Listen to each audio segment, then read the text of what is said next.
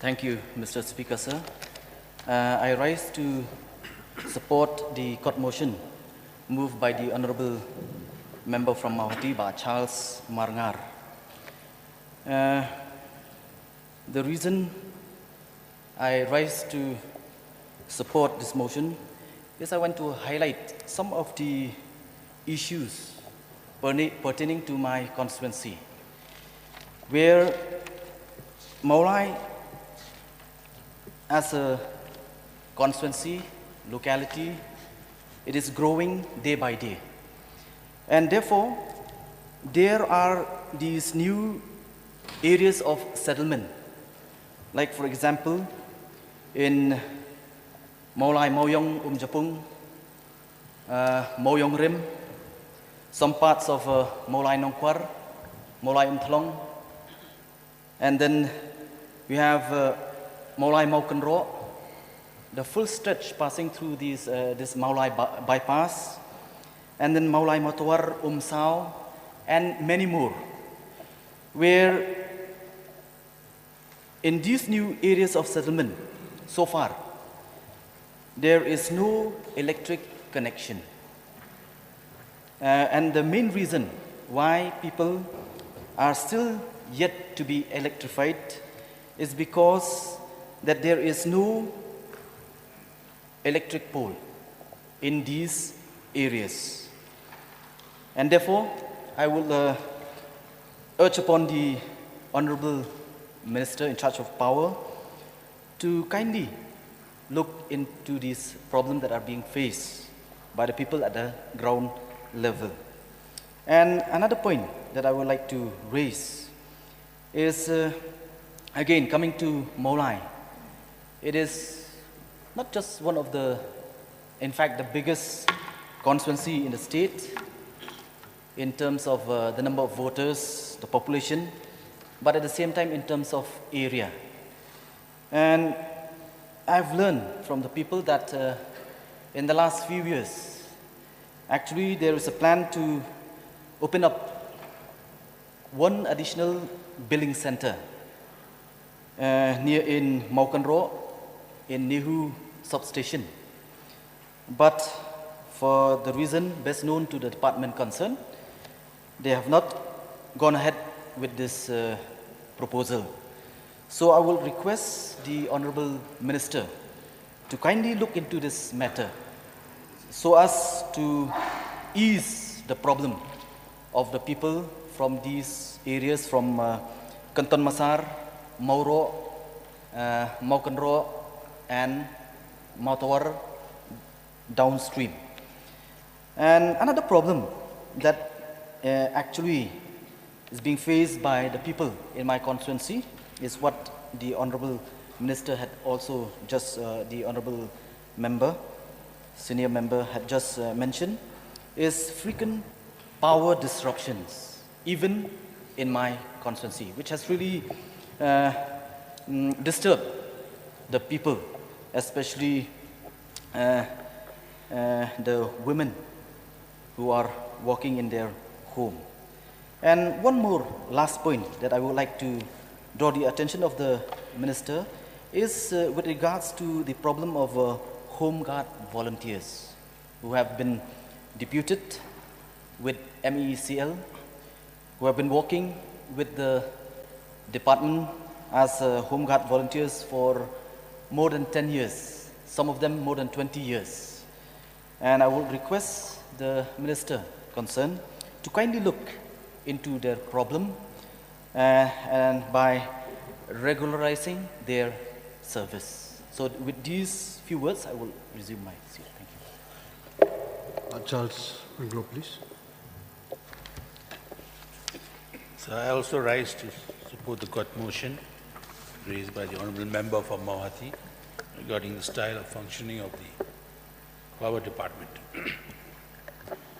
So last year, after I was appointed as the chairman of the PSC, a report was tabled and it had come to our notice that the report of the Accountant General regarding the functioning and the style of the PSUs of the state were in a very depicted in a very poor light. So we decided as PSC to call some of the PSUs. And on top of the list was the MECL. From the office, we decided first to speak to the officials of the MEPDCL to explain to us as to why that the report of the Comptroller and Auditor General of India, which was tabled in the House here last year, showed that the net worth of the MECL, which is the distribution, transmission and the generation, was minus 2001 crore, which is a huge amount.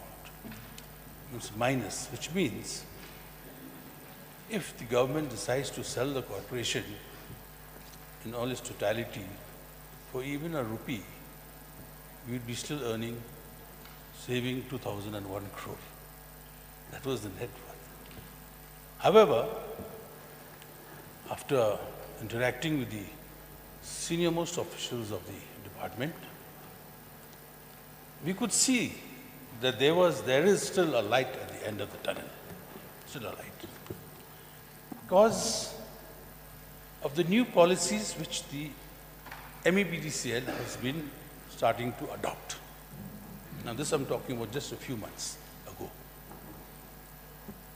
And we could see that the intention of the MEPDCL is to make sure that whatever power is being bought at any rate, they will sell it at a rate equivalent or more to the public so that the loss is not incurred there. But to recover what has gone, that's a different picture. We'll not get into that, sir.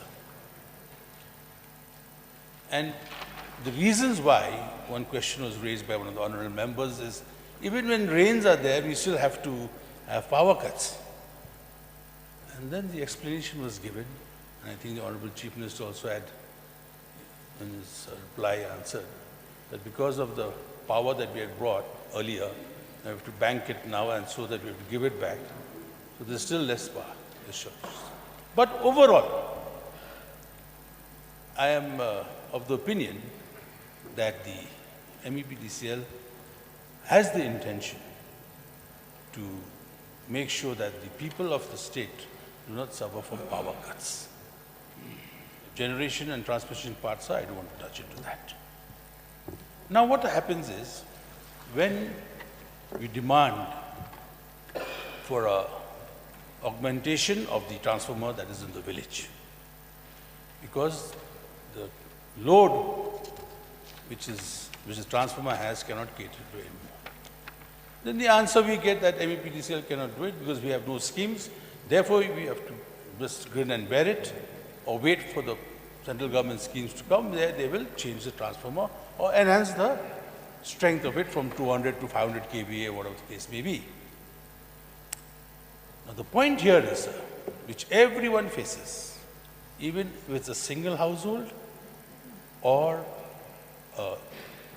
institution, when a demand goes, a request goes to the MEPDCL to give us an estimate of what it will cost to set up a 500 kVA or 200 kVA transformer in a particular area.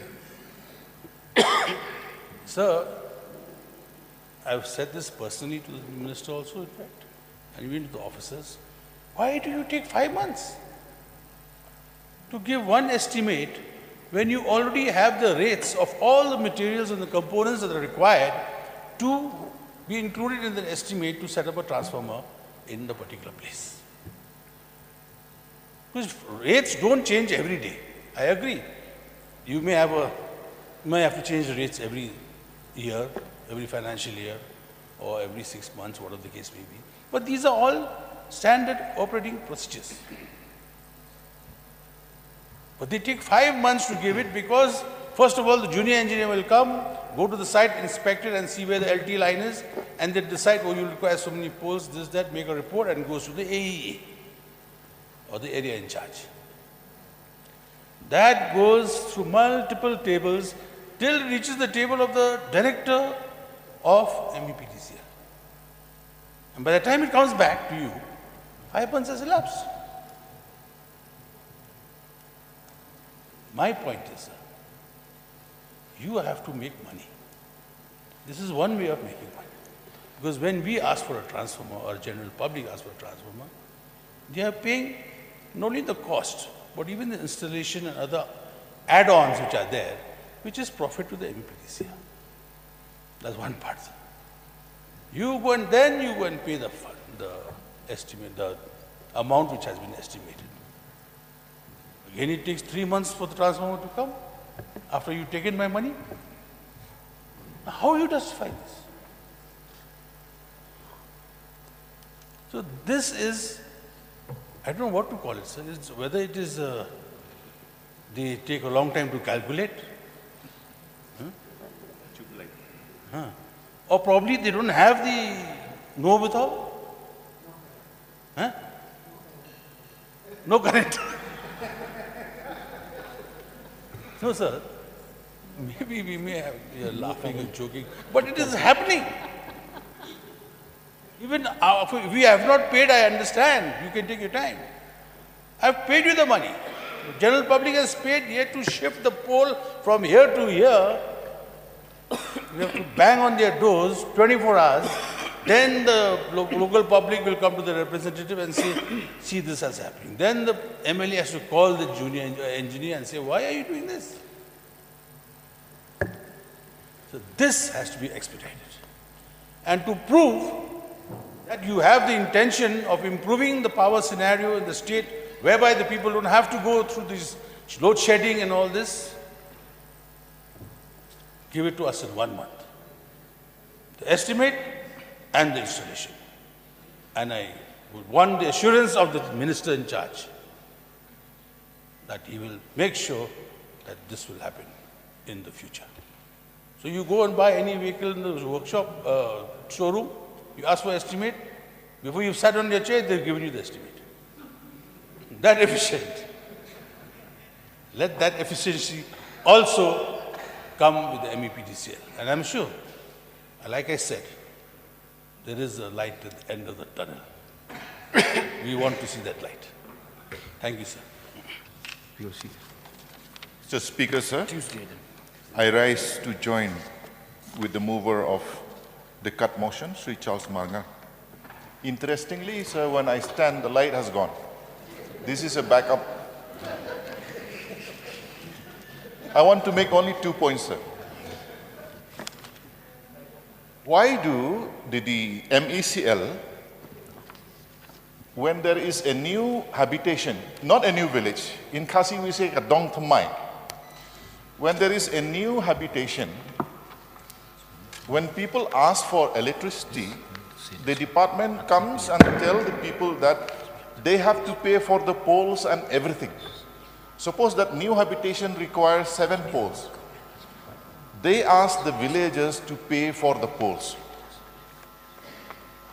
Are we not, or is not the department that should provide those poles?